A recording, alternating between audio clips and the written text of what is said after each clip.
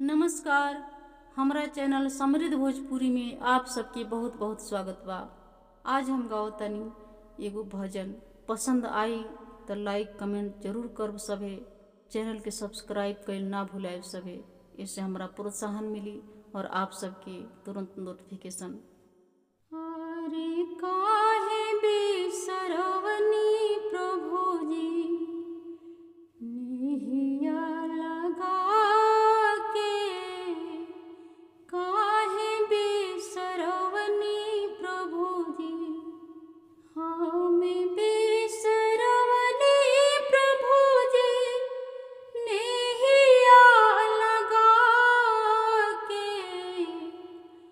जसोदा के तरनी प्रभु जी, ललना कहा के। जसोदा के तरनी प्रभु जी, ललना कहा के।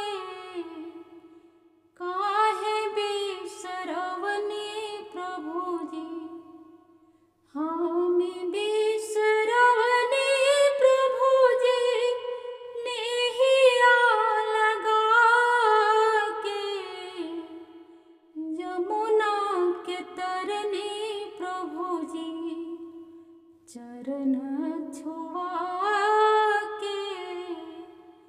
जमुना के तरनी प्रभु जी, चरण छुआ के। काहे बिसरवनी प्रभु जी, हमें बिसरवनी प्रभु जी, नेहिया लगा के। मधुबन तरनी प्रभु जी, बंसिया बजा के। मधुबन तरनी प्रभु जी, बंसिया बजा के। काहे बिसरवनी प्रभु जी, नेहिया लगा के।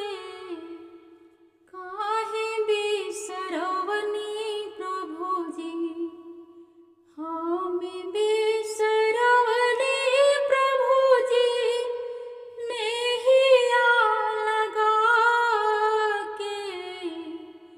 राधिका के तरनी प्रभु जी, सखिया बना के।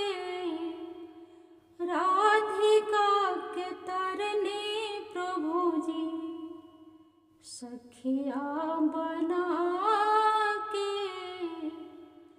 काहे बिसरवनी प्रभु जी, नेहिया लगा